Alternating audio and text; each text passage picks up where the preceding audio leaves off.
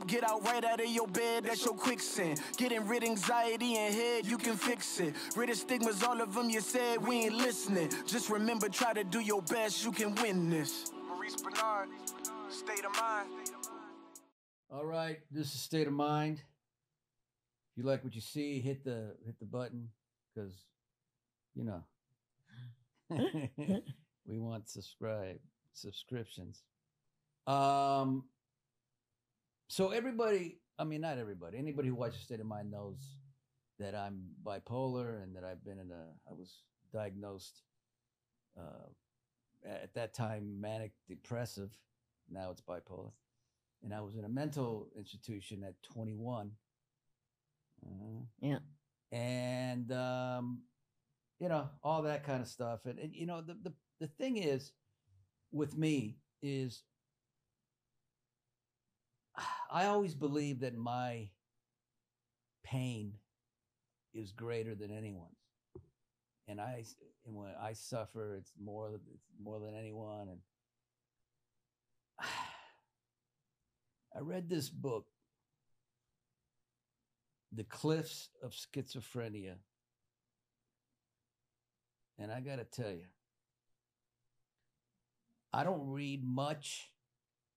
I'm not a big reader, but I read this book from beginning to end. And I will say that it kind of changed me a bit. And I'll tell you why. Because I think my suffering and pain is the end all, and nobody does it like me. But Jake McCook and Laurette McCook wrote this book. And what Jake has to go through on a daily, he should get an award. And I ain't joking. And it made me kind of say to myself, shut up, you know, because we never know what somebody else is going through. So they're here right now. Jake and Laurette, how are you? We're good. How you doing? We're good. I'm so happy you guys are here. It's just amazing finally to be here. Yeah. First of all, I want to say, you know, this is you. I'm going to ask you stuff. You answer. You don't want to answer. It's fine. I'm not here to exploit anything. I'm here to get your story out and your story. What I love about the book is one chapter is Jake and then another one is your mom. I thought that was cool. Mm-hmm. But like I said, if you don't like a question, don't answer. It's all good. So I like to always start kind of like it from the beginning. Like, what was he like as a child? He was, well, I'm such a mommy, but he was amazing. He was this sweet little boy, creative, sensitive. By the time he was 9, he was so into film and video. I mean, he and his dad would sit and watch a movie, and Jake and John would teach him, look at that shot. Look how the camera's coming in. And so he was very young, starting to see shots and lighting. At that age, 9? Oh, yeah. Oh, yeah.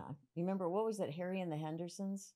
Yeah. And Jake was sitting, we saw it at a drive-in. And weeping. He was crying because of Harry going off, and he couldn't believe it. It was so real. And that something, I mean, who knew that one day the disease he was going to get was going to mess with his reality? But those films played a huge part all through his 20s, and he hung on to movies and doing that. But as a child, I had to go back. You know, you go back and you go, where were the signs? There was really, later your vision is 20/20. Yeah. You know, you see other things. You go, well, that was different. He was very quiet, but he was very loving and open.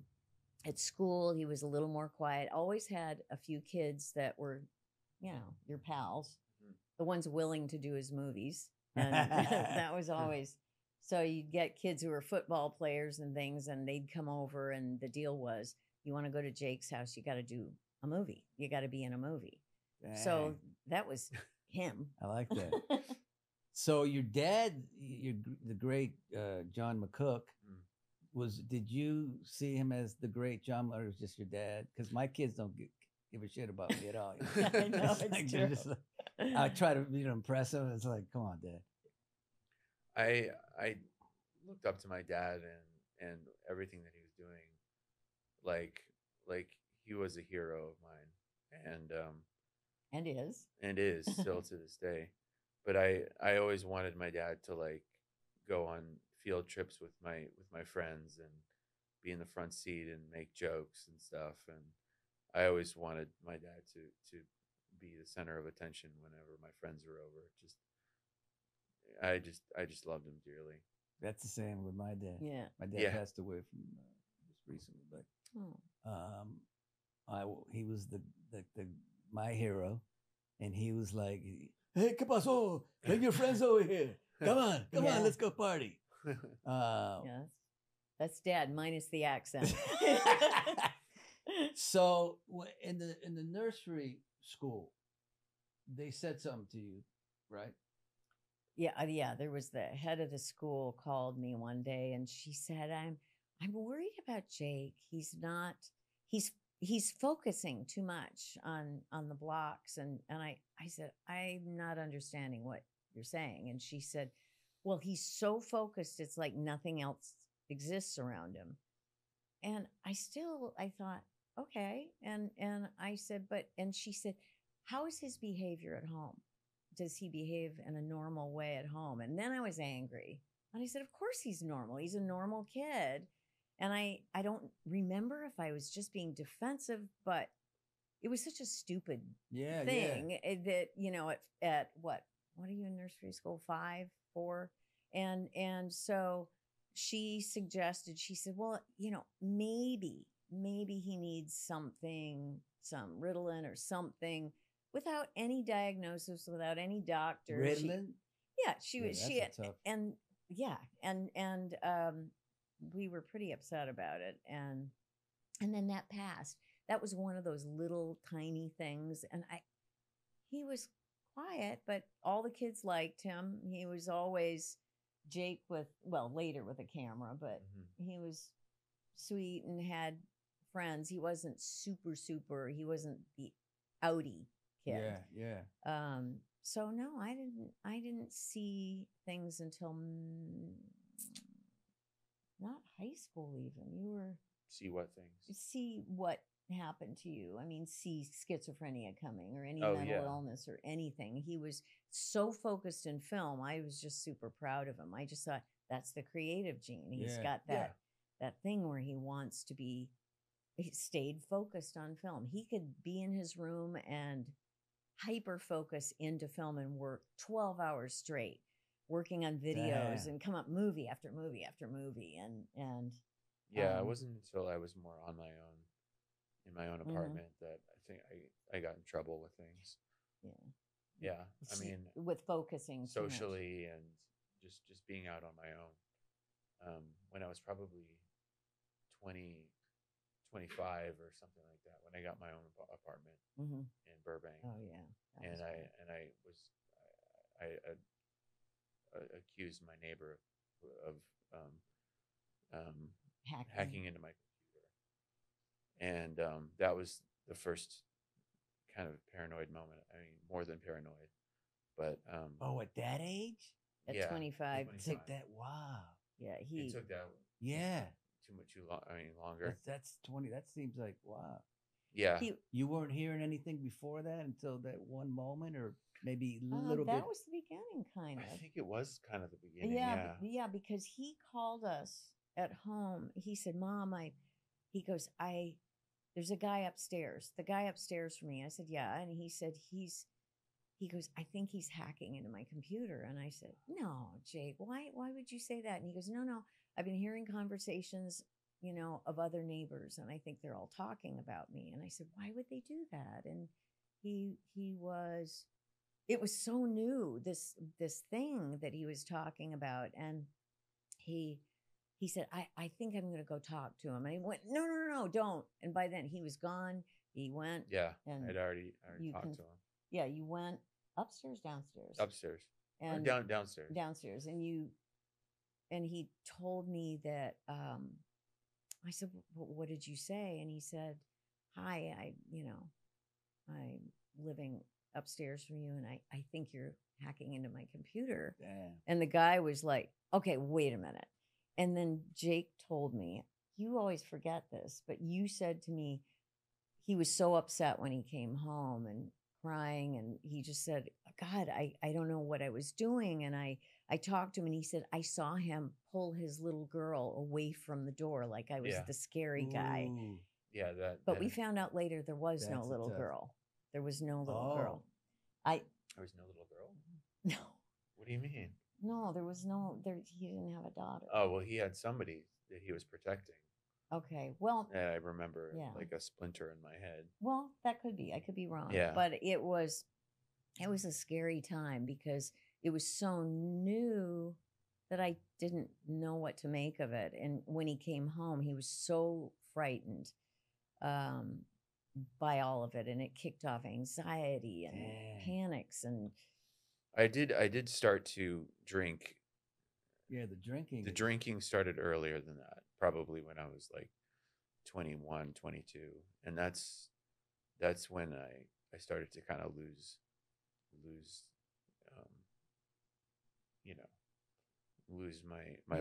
my focus and a lot of my cognition. But the drinking would quiet your mind. That was something that made you feel, better when you drank. Yes. Damn. Big time.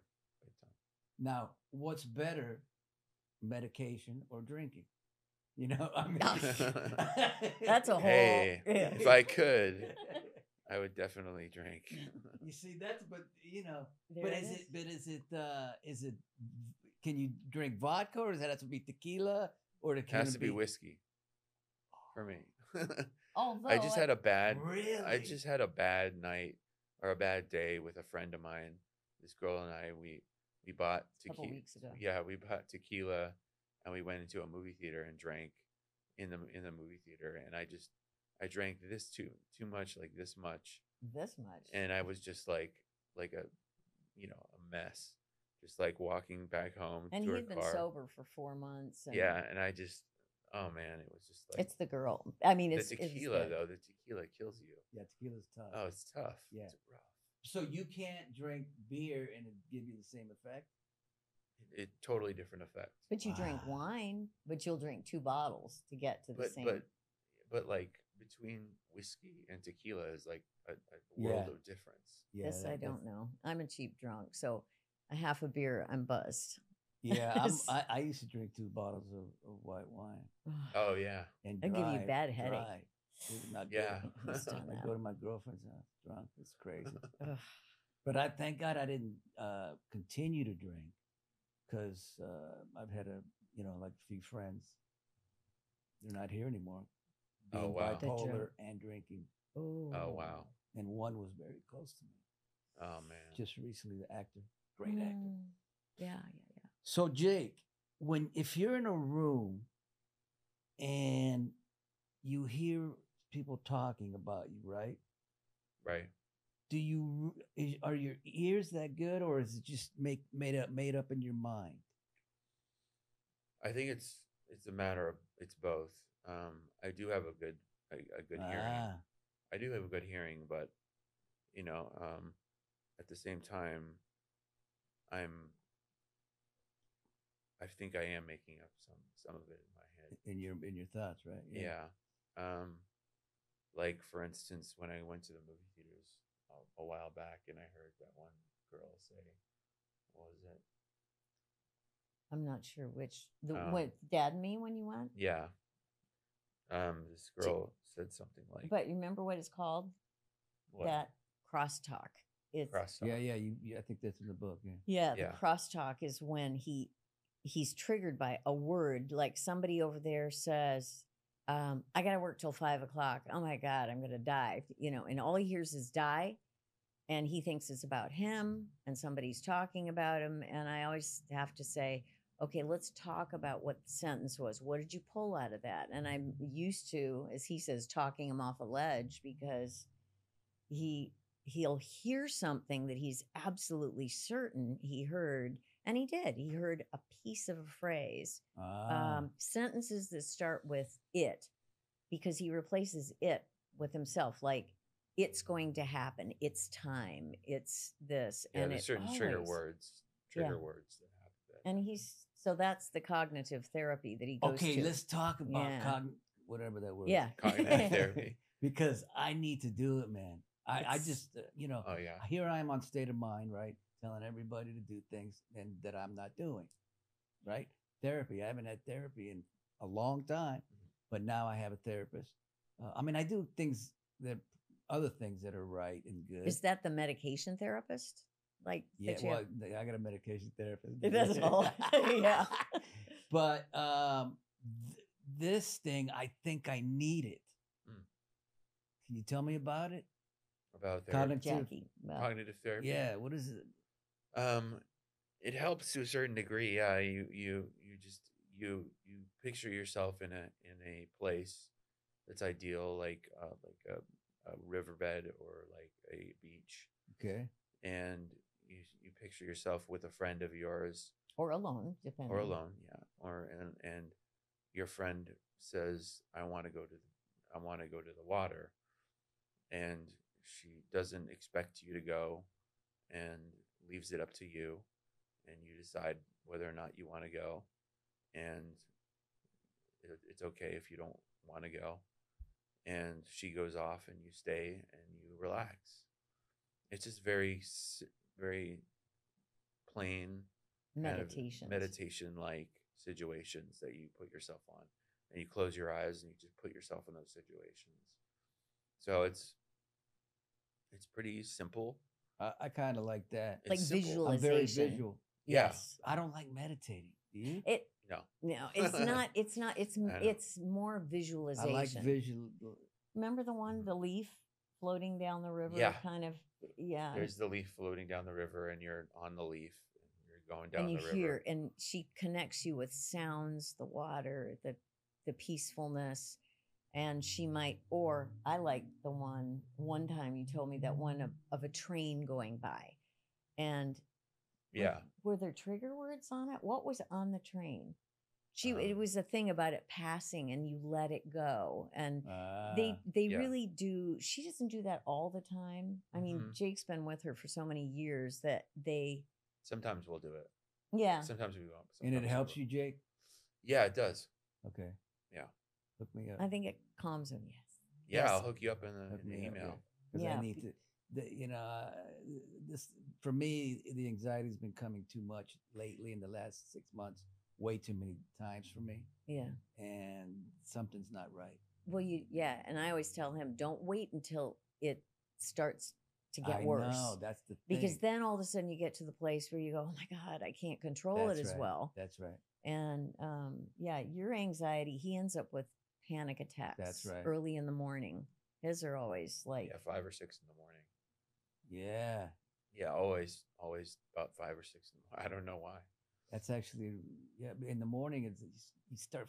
Do you feel this weird stuff inside you? Oh yeah. Yeah. What the like in my chest. Yeah. It's always. Just, yeah. He always says thoughts start going right. Yeah. But he feels he's dying. He always says, I feel like my body is dying. Like my body's shutting down. Yeah. Well, that's interesting. I don't feel like I'm dying. I feel like I don't want to live. Oh yeah. Like that it's I got emotional now. No, that's the spot. Yeah. Like not again, like God. Yeah. Again, really? Haven't I had enough? I mean, I know you've been through what you've been through, but that's how I don't feel like I'm dying. Which is interesting because I hear that a lot from people that feel like they're dying. I feel like I don't know if I can do this anymore. That kind of. Yeah, it gets exhausting. Yes. I love talking to you, man. God darn it. Yeah. Let me get into something else. At 21, you had a nervous breakdown? 21. I didn't. It was more like 20. That started it. Yeah, he was closer to 30 when he was hospitalized for like 3 weeks at UCLA. Oh. Yeah. Yeah. Let's talk about that. Because I was hospitalized at 21. Yeah. And I had my birthday at the hospital at 22. It was the worst. Didn't you? Wasn't it Christmas for him? Christmas or New Year's? See? Yeah. Oh, okay. God. But I thought you were 21 like I was. You were 30. Yeah. Okay. Yeah, I was about For 30 that one. for at UCLA. Yeah. Yeah. Yeah, that time. All that right. was- So you didn't want to take your medication there, right? it Or was at the fun. hospital? No, I didn't. And then I saw a guy get pinned down, Right. and injected by something, and I was like, you know what, I'll take it. We had a I'll take judge it come for the in. pill. They wanted to make him, and the doctor said, he said, we're going to bring in somebody. It's done all the time. I can't remember what it's called. And they have a judge come in and sit there, and he sits and pitches his case for not having medication. And I said, but isn't this a stacked deck? Who's with him? And he said, well, the nurse comes. And I said, and what does the nurse do? And she says, well, she says what's best for him. I said, so there's really no one on his side to not take meds. Yeah. And he said, yeah. And I said, would you do this for your kid? And he goes, I absolutely would, because he's on the edge right now. And he said, we need to get medication in him, because he was so psychotic then. He was just, he barely slept in the last month. He set his, an alarm for every 30 minutes during the night to wake up, because he thought he was going to die. So he would set his alarm. Then he stopped eating, and he was rail thin, and he was just eating. He would only eat packaged foods because everything would be poison. Right. So that was that period. That's So what I when he did. got in there, he was a mess. Now, with me, I didn't want to take my medication either. So I'd act like I'm taking it, and Yeah. right? Oh yeah. And then I jumped on the counter, and they put me in a seclusion room at that time. They had Yes. That's what you said Seclusion too. room. Oh, you had a seclusion room? Yeah. Oh man. The worst. It The was, worst. They tie me down from my waist, Oh, my man. my ankles, and my wrist. And they throw you in there, and there's 4 walls, and you just and it was just ridiculous. Okay. And my mom and dad didn't know what the hell's going on. They're just walking in there crying, Oh, yeah. yeah. looking at their son tied down, going, he was a model like 2 weeks ago. Yeah, I remember that being. It was like the farthest thing from a seclusion room you could get, but but it was tough. Exactly. Yeah. And then you wanted to escape, Right. right? Oh yeah. And tell me your story, and I'll tell you my story. Okay, yeah. There was a door that the doctors went in and out of, and I kind of hid out there, kind of surveyed the scene, and took my shoe off and put it in between the door as the doctor was headed out, and finally slipped out of the door and grabbed my shoe and exited out of the hospital. So I successfully escaped out of the hospital. But do you remember that what movie and what actor Oh yeah. you got that from? Did I get that from Catch Me If You Can? Yeah. DiCaprio. Oh yeah. The nurses told me, Ah. she said, I don't know, for somebody this psychotic, they said he sure gets it together to not take meds and remember how you made pills out of paper Yeah. and then colored them? Colored them with something. I can't yeah, remember what I did.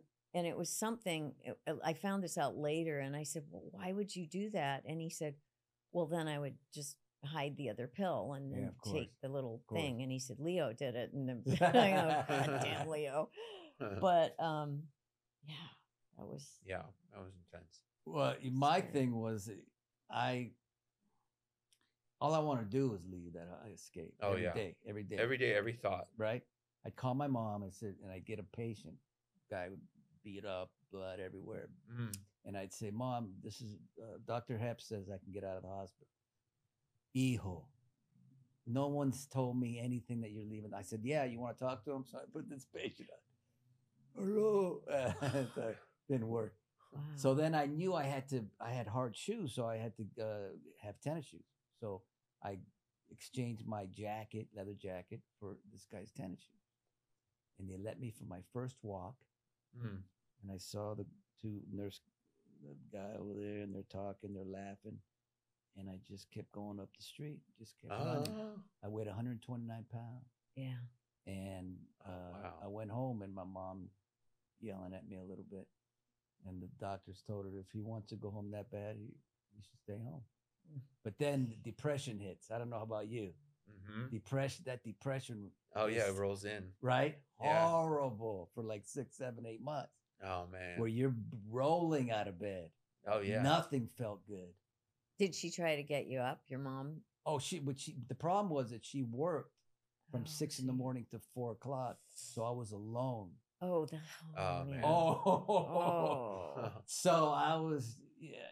But you know what? Like you, we did it. We do it. We do it. And we're just, like I said, somebody else in there, I said, we're not normal, but we're interesting because of what we've been through. Yeah. Right? Oh, Makes for us, sure. Yeah. For sure. When you look at, sometimes Jake and I will look at celebrities or famous people who had bipolar, schizophrenia, and just to see, do you know how many musicians? Oh, yeah. I mean, all the musicians and artists. I said, it's a lot, artistic people. Yes. It's that feeling always. I know Jake always wanted to be like everyone else. He said, I just want to be.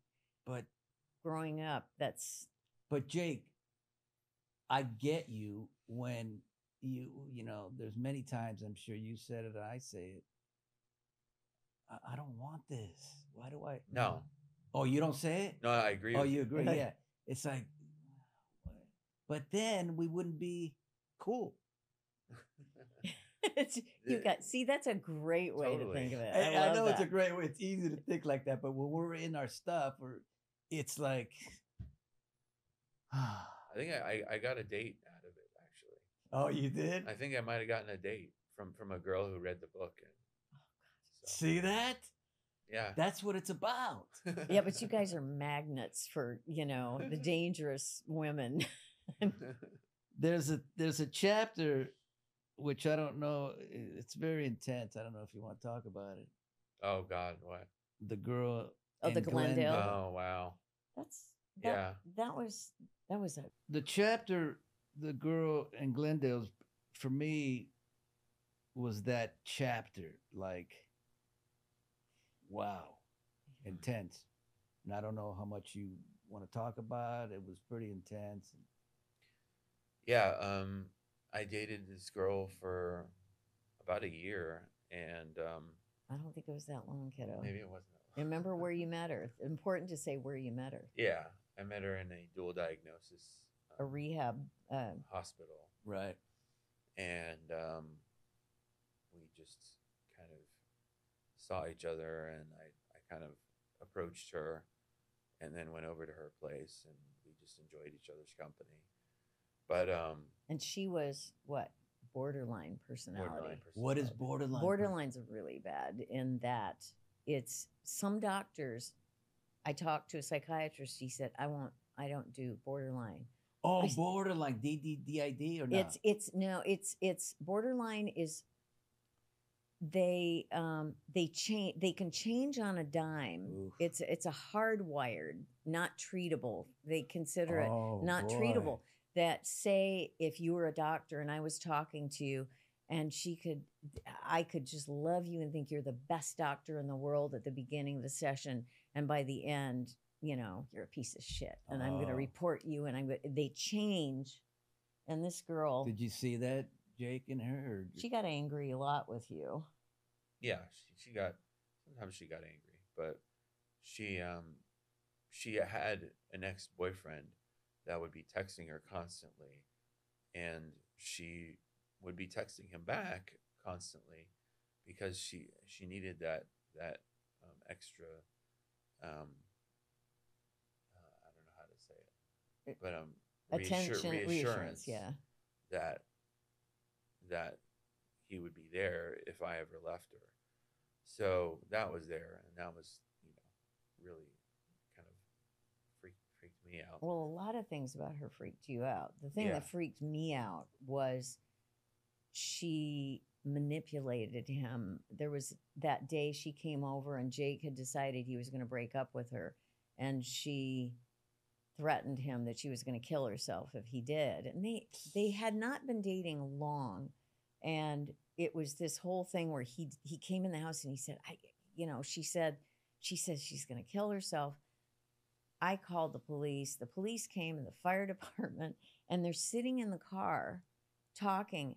And when that cop walked up to the window, she became just like it was amazing. On a soap, she would have been, amazing, the queen bee. But she said no, and she produced identification and proof of employment. And the guy turned around to me and he said, I've seen this before. He said, he's an adult. He said, I can't stop him from going with her. He wanted to go move in with her. And I said, but he won't take his medication with her. It'll be horrible. And they said, I wish we could help. We just can't. He said, try and make peace with it. Right. And I said, I can't. She's horrible. So he got in a car, left with her. And within a couple of days, that was when that horrible thing happened. Where I cut myself. Yeah. She called me at 2 a.m. And John and I were, phone rings at that hour. And she said, Jake, I'm locked in a bathroom and there's blood. And Jake, I'm scared. I don't know what's happening. And I said, wait. What? Is he all right? Is he okay? And, oh my goodness. And she was so dramatic and yet didn't give me any information. So we got in the car and drove. She was way downtown somewhere. But Jake had cut himself. She didn't cut herself. No, but she kind of set it up. So let's do it together. Let's get drunk and do it together. But he seemed to one that had the most, booze in him. Right. He was psychotic at that point. He had nicked an artery by then. Oh. And then he got freaked out and he left the apartment and ran out barefoot because you didn't have shoes, right? Yeah, I don't think I did. And he jumped over a fence and landed on the back of his heels and cracked one of his heels. Yeah, that makes sense. And so by the time John and I got there, we were on this street, this long street, and I describe it in the book. It's a feeling of, I saw flashing headlights down there, and I saw that there was a fire department and police, and I knew it was Jake, and my heart's pounding, and John couldn't find a place just to pull over. It was one of those little streets that everything was parked.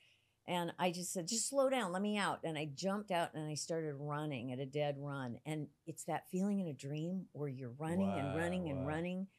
And I wasn't getting any closer. And by the time I got there, he was standing by the police car and his hands were behind his back and there was blood dripping down, and I could see it in his eyes that he was just, the whole experience, he was psychotic. And I jumped off the curb and the cop said, stop, don't, just stay where you are. And then he put Jake on the curb. And by this time, the girl comes up to me and just stands there. And John has finally come up and took my hand. She said, she whispers to me, I could smell the booze on her. She goes, I haven't decided yet whether I'm going to report this, that, Jake. She said, she had a scratch. And she said that, he tried to get me to cut my wrists. And she was, I was in shock thinking. I didn't know that. At the time, I didn't know that's what she said. Yeah, it was something, she was very threatening, about. But you could feel her energy. Right? Oh, yeah. She leaned into me and said it. She said, I haven't decided yet. And I said, well, I guess you better decide. And you get that where you want to stay strong, but you're going, oh, my God. It was like a nightmare that whole night. They took him to the hospital. The cops that were there were really great. They both said, we're not going to press charges. He didn't do anything wrong, but they said we put him on the 5150 and they're going to hold him. Yeah. And that was Glendale. And that was, as I said in the book, Glendale's gorgeous. Maybe I shouldn't say that about the hospital, name it. But I feel like, yeah, it was stunning. The ER, nice and clean and white and pretty. And by the time we went through 9-10 hours of waiting, they finally put him in a wheelchair to take him up to the psych ward. And you get up to that floor, and as we're walking down the hall, it was almost like all the color went out of the hall. We open the door, and there's this shitty room with nothing on the walls. The tables were those old tables, cafeteria tables, and metal folding chairs. And it was so cold and horrible in there. They wouldn't let us go back with him. And there were just all these, it seemed like homeless guys and things. And we think, oh my God, this is where we're leaving our kid. And he was so desperate looking at us like, well, don't leave me here. And we had no choice. Yeah, that's the scariest feeling. Oh, as a parent, that happened to us at Alhambra before UCLA. Right. UCLA didn't have room for him that one time. And they sent him to Alhambra, 45 miles away, and put him in an ambulance. And I rode with him, and John followed in the car. And we got there, and they gave him medication. He never took any of it while he was there. They never checked. He just tucked it under a mattress. And so after 3 days, they let him loose, and they put him in a cab to go back to an apartment that no longer existed. He didn't have that apartment. And a young nurse called me, and she was whispering, and she said, I'll get in trouble for this, but you need to know that your son was put in a cab and given a voucher. And I said, but where? Where did they send him? And she goes, I don't know. And she said, but he's not here anymore. And I was hoping I could get a hold of Becky, my sister. Yeah, his sister, they called. Which they did. Yeah. Well, no, the hospital didn't. No. We called. Becky yeah. and Michael called. And Michael, yeah. And asked the cab company, and they located the cab and where he had been dropped off, and his sister went and got him. And that was from there we went on to UCLA. So it was a crazy. So Jake, because one thing about me is I've never been on my own, ever. Wow. And it's I mean, I haven't had to. I go from one mother to another mother. Oh yeah. But you live on your own. Like in the book, it's you're over your. How do you feel about that? I mean, isn't that like, I'm like scared of that. Oh yeah. Yeah. I admire people who can live on their own. Well, that was back then. He lives with us now. I get that now, but back then. Oh yeah. How were you cool with that? I was, when I first moved in on my own, I was in Burbank, and that I felt great to a certain point. Damn. Which was the being afraid that the guy was gonna hack into my computer. Right. But I had the time of my life there. The first couple really? of months. Yeah, I was enjoying myself. Did your own made laundry? Made my own movies. And just like had my time of my life. And you had a job. I was isolated a lot though. I didn't have many friends. I was kind of like isolated, and so. But it's different. It's a different experience when you're out on your own. It's but it feels like every time that I did get into a new place, it was eventually turned into this like negative experience because of my schizophrenia. Right. Because of my but they've always kind of dovetailed into this bad experience. Yeah. But when let's say you're at home alone and you start feeling a lot of thoughts or whatever, is that the time that you just deal with it there on your own, or do you call your mom, or how did that? I mean, back then, yeah. I called mom and Burbank. I called you guys, and then remember that the last apartment I was in? Didn't I call you guys and say I was freaked out? Yeah. Well, there was 2 apartments. One, we tried to get him a smaller place and thinking maybe small would feel cozy. No. Yeah, I don't like that. Yeah. And then he called us one night, and John stayed on the phone with him while I drove over, because he was just like, he said, I'm freaking out. And I said, okay. And I got there, found out he had been working on his video thing, but he drank a couple full pots of coffee. Yeah. Been smoking cigarettes. He was boy. so Cigarettes wired, and coffee, and he can't. And then all the coffee with him jangling with you his can't, parent, with his anxiety. Yeah, he was can't. just and like, taking Ativan or no, am I? what's the one that's like makes you jangly and makes you like really high? A lot of them. Adderall? No. Well, It could have been Adderall. He had trouble with that and ended up in the ER with that and too much Adderall. And drinking coffee at the same time. It's like a double standard. It always, whenever in the beginning when I get angry with him, it was always about, Mom, I've got to stop the noise in my head. It wasn't voices per se, it was the noise. It was like 24/7. He said, you remember telling me that it was like that a single thought, it was like to receive a thought, it felt like 100 ping pong balls being shot at him. And each one you had to make a choice. You know, it was like this complex thing in his head of all the information coming in. And he said it's just that created this anxiety constantly. Yeah. Now, to me, it's like schizophrenia is like bipolar on steroids. You know what I mean? I mean, you have a mania almost every day. Maybe that. I mean, that's how it is. That makes sense, right? That makes sense. I mean, like right now, you're pretty. I think you're calm right now, right? Seems like it is. Yeah. Yeah. I'm in my brain. I'm going. But it doesn't. Doesn't seem like it. I know he covers well with although, you know. Oh no! On my way here, I was like freaking out, trying to figure out what questions to answer, how to answer. I heard him in the other. It's so easy. It seems so easy. Yeah, last night was tough. Last night, yeah. It triggered. What happened was his nerves. If he's stressed, it'll trigger. Of course. So last night, I think there was. Go ahead. If I say this?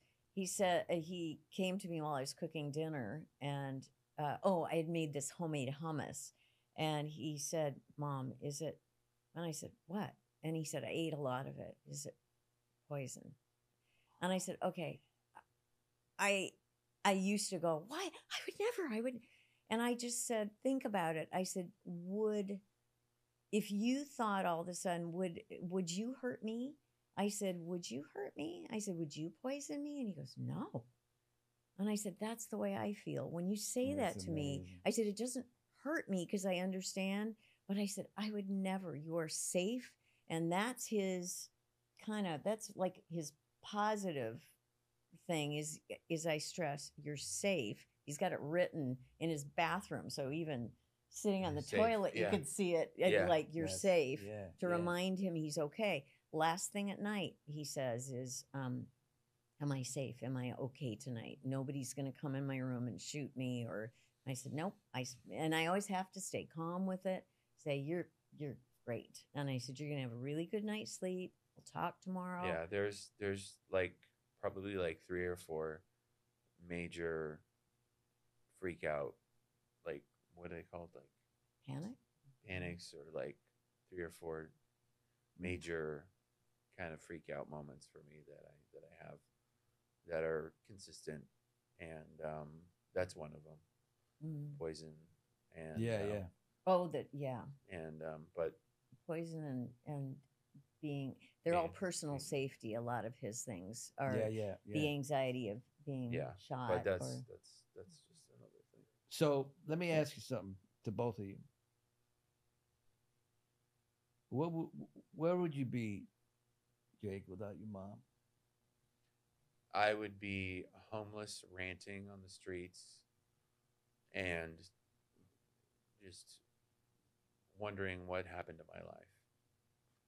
I would not be in a good place, but I would be without meds, without a mind, without a place to go. Wow. That's it. Beautiful. Where would you be without Jake? I'm a big believer in things happening for a reason.